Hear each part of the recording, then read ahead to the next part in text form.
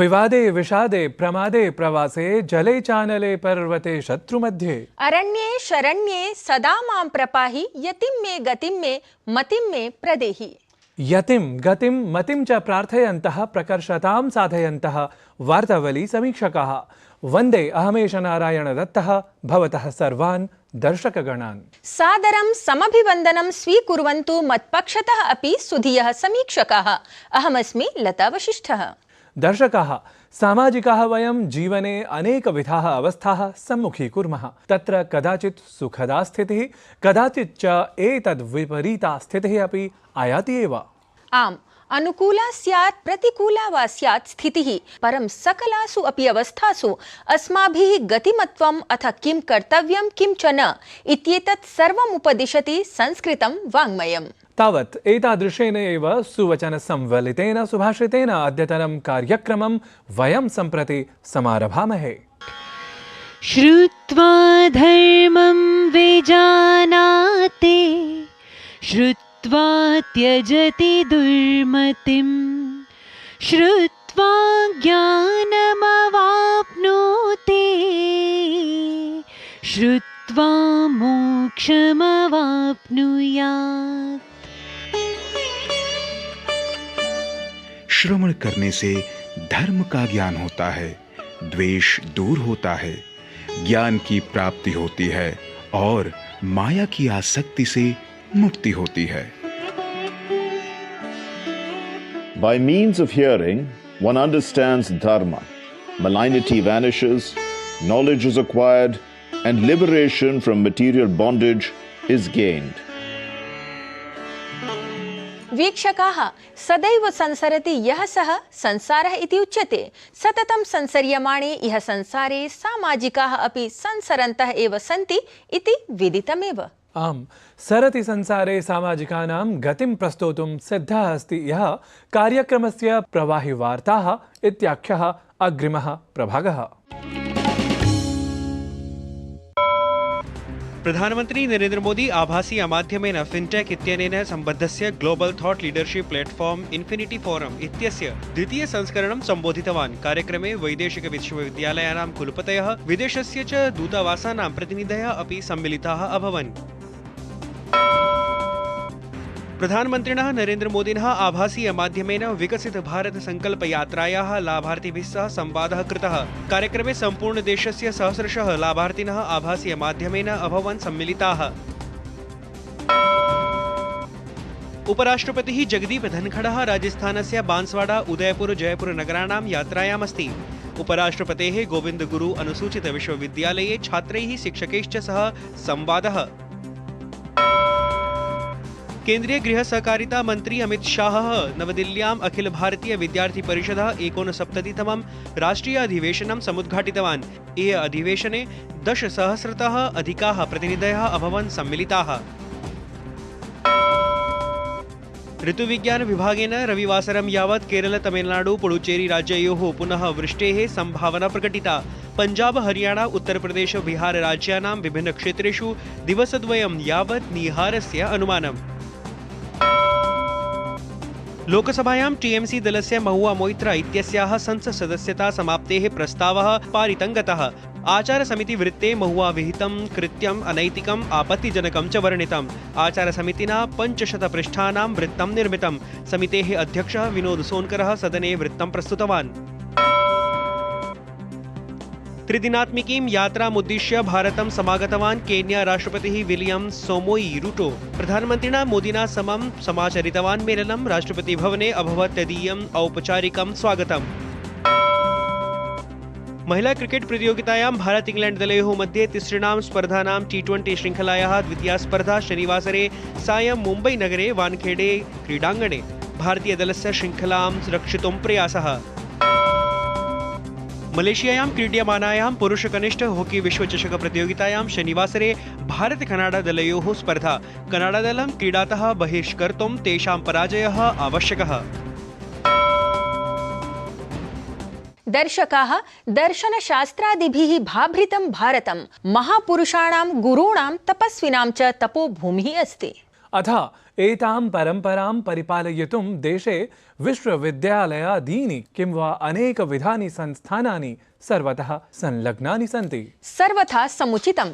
एतेषु एव संस्थानेषु अन्यतमः श्री लाल बहादुर शास्त्री राष्ट्रिय संस्कृत विश्वविद्यालयस्य प्रथमः दीक्षान्त महोत्सवः सद्यः एव समायोजितं गतः। प्रस्तूयते अत्र दीक्षान्त विवरण प्रकाशकः वृत्तविशेषः।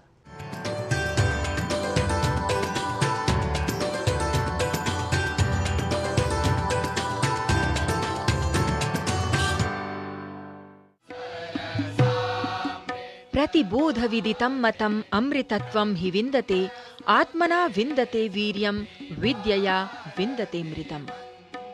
विद्याभूमिः भारतम्, ज्ञानभूमिः भारतम्, धर्मभूमिः भारतम्, शास्त्रभूमिः भारतम्।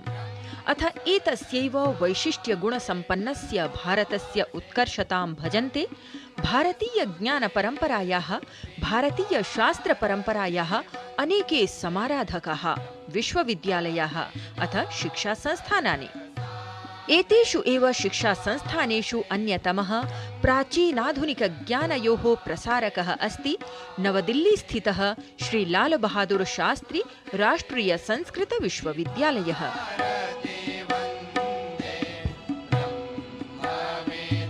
भारत प्रशासन द्वारा केंद्रीय विश्वविद्यालयत्वेन घोषितस्य श्री लाल बहादुर शास्त्री राष्ट्रिय संस्कृत विश्वविद्यालयस्य प्रथमः दीक्षान्त महोत्सवः प्रवर्तमानवर्षस्य डिसेम्बर् मासिके 5मे दिनाङ्के समायोजितः, यत्र राष्ट्रपतिपदासीना द्रौपदी मुर्मुवर्या मुख्यातिथिरूपेण अथ केन्द्रीय शिक्षा मन्त्री धर्मेन्द्र प्रधानः सम्मानितातिथित्वेन सहभागं समाचरितवन्तौ। मन्त्रोच्चार पुरस्सरं दीप प्रज्वालनेन समं समारब्धे एतस्मिन् भव्ये दीक्षान्त महोत्सवे विश्वविद्यालयस्य कुलपतिः प्रोफेसर मुरली मनोहर पाठकः छात्रान् दीक्षान्तपराणि प्रतिज्ञावचनानि प्रतिश्रावितवान्।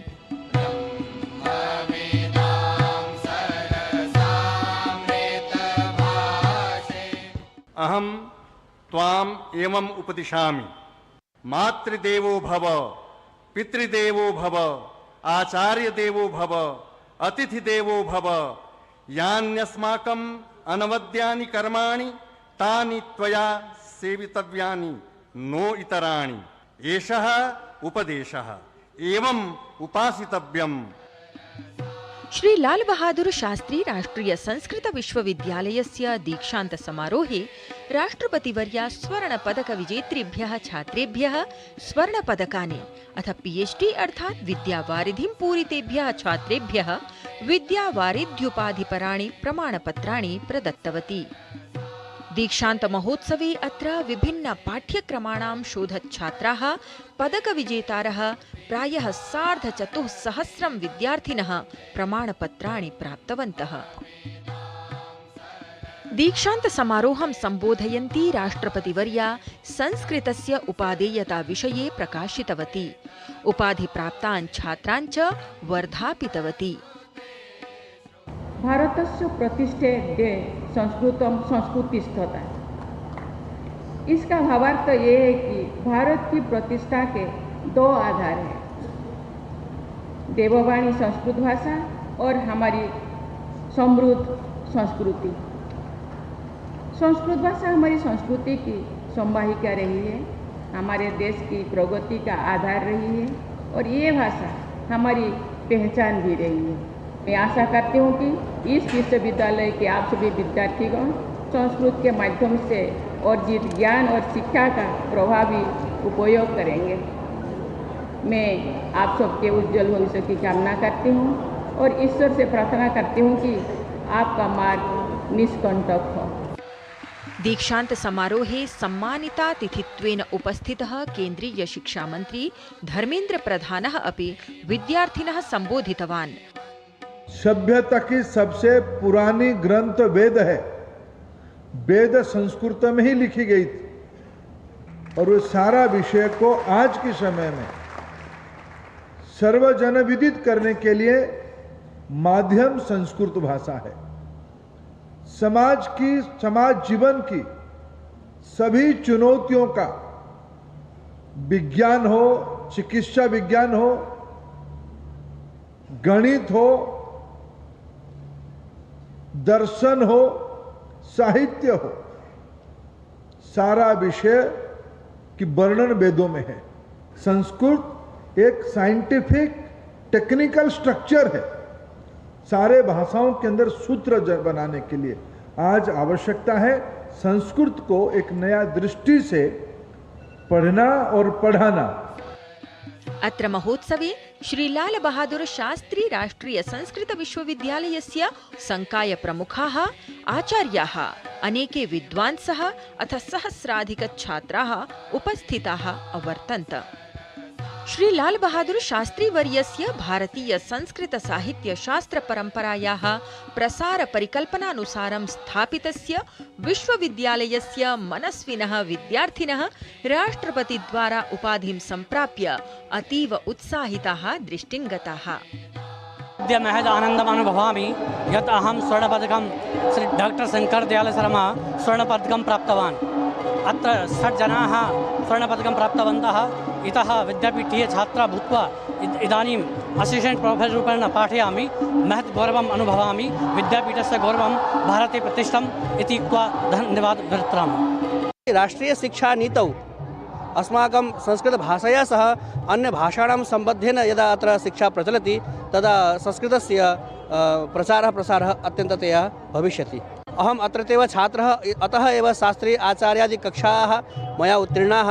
अतः अहम् आत्मानं धन्यं मन्ये। अत्र राष्ट्रपति महोदयैः सह मया पुरस्कारः प्राप्तः। अहम् अत्यन्तं सन्तोषम् अनुभवामि। एते विद्यार्थिनः विश्वविद्यालयात् अधीत्य न केवलं देशे प्रत्युत विदेशेषु अपि भारतीय ज्ञानपरम्परायाः प्रसारार्थं सङ्कल्पितम् अवलोकिताः। वार्तावली वृत्तं डीडी न्यूज़।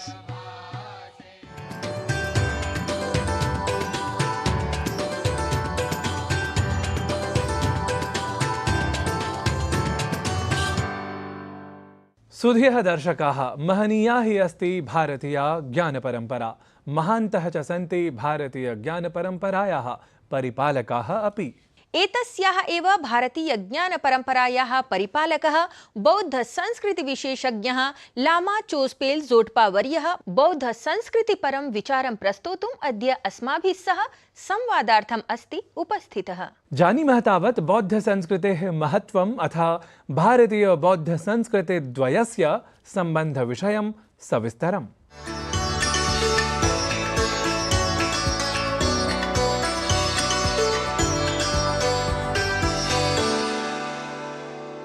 प्रिय दर्शकाः, अद्य अस्माभिः साकं संवादार्थम् उपस्थितः अस्ति आचार्य गेसे लामा चोस्पेल जोट्पा वर्यः। महोदय, वार्तावली परिवार पक्षतः अहं भवतः हार्दं स्वागतं करोमि। नमो नमः। दूरदर्शन के दर्शकों को नमस्कार। टसिदेले जुले। आचार्यवर्य, सर्वादौ अहं प्रष्टुम् इच्छामि यत् कृपया अस्मद्दर्शकेभ्यः स्वीय जीवनयात्रा विषये बोधयतु। भवतः शिक्षा दीक्षा कुत्र कथं कदा च अभवत्? मेरा नाम गेसे लामा चोस्पेल जोट्पा है। मेरा जन्म भारत के हिमालय के लद्दाख के क्षेत्र के एक जांस्कर वैली है, वहाँ पैदा हुआ। मैं 6 साल से बौद्ध धर्म का शिक्षा दीक्षा लेके भिक्षु बन के अपने माठ यानी फुक्तार गोंडपा में मैंने प्रथम शिक्षा वहाँ लिया।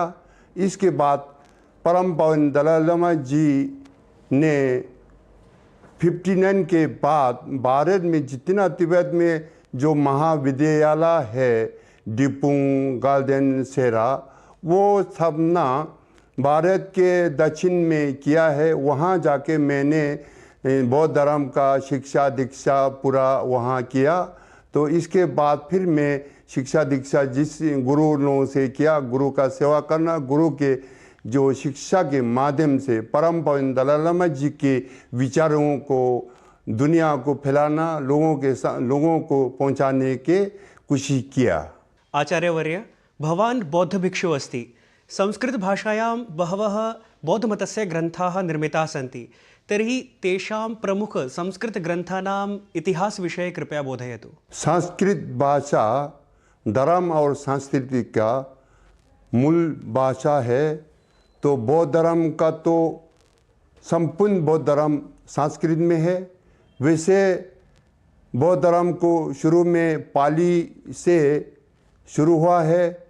बाद में जो नालंदा आचार्यों ने संस्कृत के माध्यम से संस्कृत भाषा से ही बौद्ध धर्म को पूरा बौद्ध धर्म दर्शन पूरा वो अनुवाद किया है, सीखा है, दुनिया को फैला।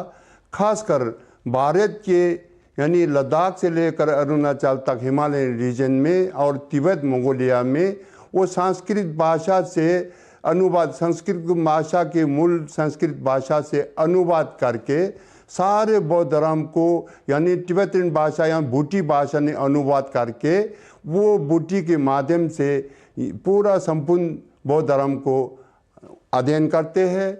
खासकर महायान में से बौद्ध धर्म में से महायान और थेरावादा दो होता है। थेरावादा का अधिकतर मूल शिक्षा पाली में होता है। महायान का अधिकतर पंजापरामिता है, चरया सत्य है, सारा बौद्ध धर्म दर्शन सारा संस्कृत में है। संस्कृत से ही जो भारत के आचार्य और जो तिब्बत के आचार्य लोगों ने मिल के संस्कृत से बूटी यानी तिब्बतन में अनुवाद किया, जो आजकल इतना महत्वपूर्ण है। संस्कृत भाषा मूल संस्कृत वाला तो मिलता नहीं है। नालंदा हम सब जानते हैं कि नालंदा में डूब हो गया है। वो तिब्बतन यानी बूटी भाषा में अनुवाद करके पूरा यानी हिमालय इलाके में अभी सुरक्षित है, तिब्बत में है। परम पावन दलाई लामा जी ने ये सारे बौद्ध धर्म दर्शन को तिब्बतन में यानी बूटी भाषा ने अनुवाद जो है वो यहाँ फैलाया है। अभी अधिकतर यानी बौद्ध धर्म दर्शन अध्ययन करने वाले को अध्ययन करने वाले सभी का भाषा वही बूटी या संस्कृत भाषा के माध्यम से बूटी भाषा के अनुसार अध्ययन करते हैं। महोदय, आचार्य शान्तिदेव विरचितः बोधिचर्यावतारः इति संस्कृतग्रन्थः वर्तते। तत्र भवता हिंदी अनुवादे भवता तत्र प्रकाशनं संपादनं कृतमस्ति। तत्र भवतः अनुभवः कः? आचार्य शान्तिदेव भारत के प्राचीन नालंदा का बहुत बड़ा विद्वान है। उसने पूरा संपूर्ण तथागत भगवान बुद्ध के वाणी को संपूर्ण रूप से अध्ययन किया। फिर संस्कृत में वो खासकर वो पूरा यानी शरण गमन से लेकर बुद्धत्व प्राप्त होने तक का पूरा संक्षेप में बोधिचर्य अवतार में है। उसमें खासकर जो है शून्यता और करुणा, करुणा के सब मूल क्या है, करुणा कैसे उत्पन्न होना है। करुणा अगर किसी के मन में उत्पन्न होगा तो सारे संसार, सारे मनुष्य, सारे प्राणियों का सुख और शांति दिलाने का जीवन यानी सफल होता है, वो ज्ञान प्राप्त होता है। आचार्यवर्य, सर्वधर्म समभावाय विश्व शांत्यर्थम च करुणा मैत्री अहिंसा त्यागानां भवान कथम अद्यत्वे आवश्यकता अनुभवति? सर्वधर्म संभव यानी सभी धर्मों का मूल दर्शन करुणा मैत्री अहिंसा भाईचारा सबका ही होता है। लेकिन विशेष करके बौद्ध धर्म के मूल यानी सिद्धांत है करुणा मैत्री महाकरुणा। महाकरुणा मतलब महाकरुणा का मतलब अपने हित से भी दूसरे हित को समझ के दूसरे कल्याण करना, दूसरे लोगों के कल्याण करना, उसको और दुखों से छुटकारा पाना, सुख प्राप्त करने का एक मूल सिद्धांत होता है। ये सभी धर्मों के बीच में यानी फैलाने के सभी धर्मों को साथ लेने के लिए कोशिश करते हैं। वैसे सभी धर्म करुणा मैत्री अहिंसा भाईचारा मानते ही है। अगर दुनिया में विश्व शांति चाहता है, इसको पालन करना होगा। परम पावन दलाई लामा जी ने करीब 50 सालों से सभी धर्मों के आचार्य लोगों के साथ मिल के विश्व शांति के लिए सभी धर्मों का मूल जो है करुणा, मैत्री, अहिंसा, भाईचारा, उसको एक दूसरे से सहयोग से एक दूसरे से मिल के शांति का माहौल बनाने का कोशिश किया है। उसका फल आप देखते हैं। पहले ज़माने में लगभग विभिन्न धर्मों का आचार्य लोग एक दूसरे से मिलना, एक दूसरे से मठों या मंदिर मस्जिद में जाने का परहेज करते। आजकल परम पावन दलाई लामा जी के साथ सभी धर्म यानी मंदिर में जाते हैं, मस्जिद में जाते हैं, सभी जहाँ धर्म का सेंटर है वहाँ जाके सब मिल के करुणा, मैत्री, भाईचारा को एक दूसरे के सहयोग से लोगों को जोड़ने के लिए कोशिश करते। ये बहुत महत्वपूर्ण है। आचार्यवर्य, मया ज्ञातं यत् भवतः नैके विद्यालयाः सन्ति, आवासीयविद्यालयाः भारते प्रचलन्ति। एते विद्यालयाः कुत्र कुत्र सन्ति? अत्र केषां विषयाणाम् अध्ययनं भवति? मैं हिमालय बौद्ध सांस्कृतिक संरक्षण सभा के अध्यक्ष हूँ। ये संस्था का उद्देश्य संपूर्ण भारत में प्राचीन संस्कृति, प्राचीन शिक्षा को जो यानी विकास करना, लोगों को सिखाने का एक उद्देश्य है। वो खासकर लद्दाख से लेकर अरुणाचल तक हिमालय इलाके में ये स्कूल खोलने का निर्णय लिया। हमने स्कूल खोलने का निर्णय इसलिए लिया, हमारे मातृभाषा लद्दाख से लेकर अरुणाचल तक लोगों का मातृभाषा बूटी भाषा है। सरकार का जगह जगह स्कूल है, लेकिन हमें मजबूरी में ये स्कूल खोलना पड़ा।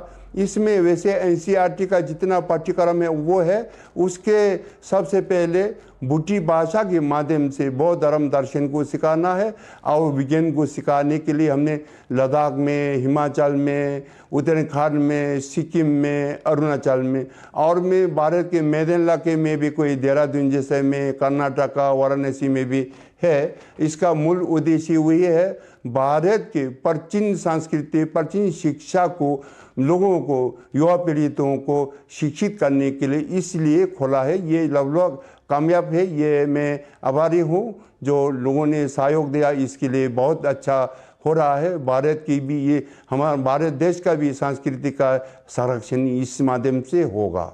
आचार्यवर्य, भवता अस्मत् कार्यक्रमाय समयः कल्पितः, तदर्थं दूरदर्शन परिवार पक्षतः अहं हार्दं धन्यवादान् ज्ञापयामि। नमो नमः।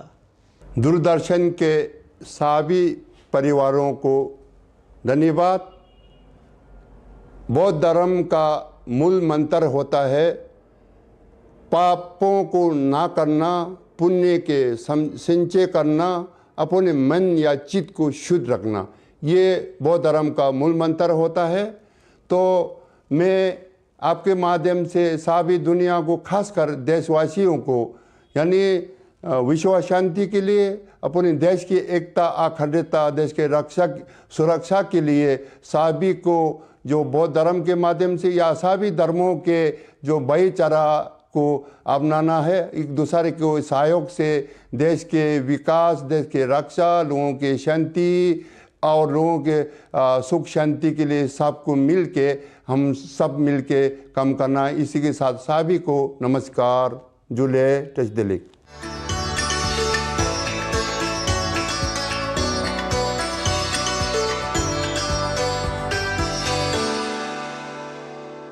नूनं ज्ञानवर्धकः आसीत् एष संवादविशेषः। अस्तु दर्शकाः, कार्यक्रमः अधुना तावत् निर्धारितम् अवधिं प्रति आगतः।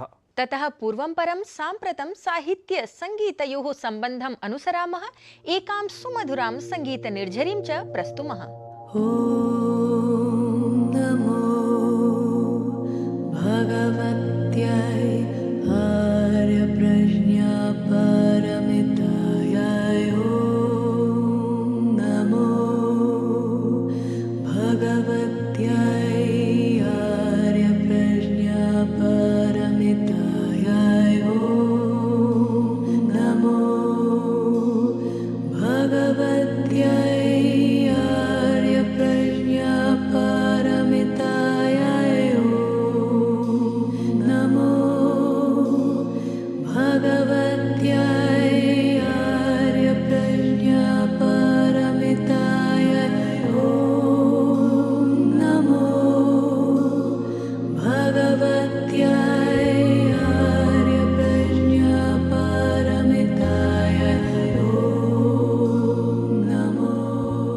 शोभनं संस्कृतसङ्गीते निमग्नाः भवन्तः अधुना अस्मान् आज्ञापयन्तु। साम्प्रतं तावत् आगामि सप्ताहे नवाङ्कम् एकमादाय पुनरागमिष्यामः।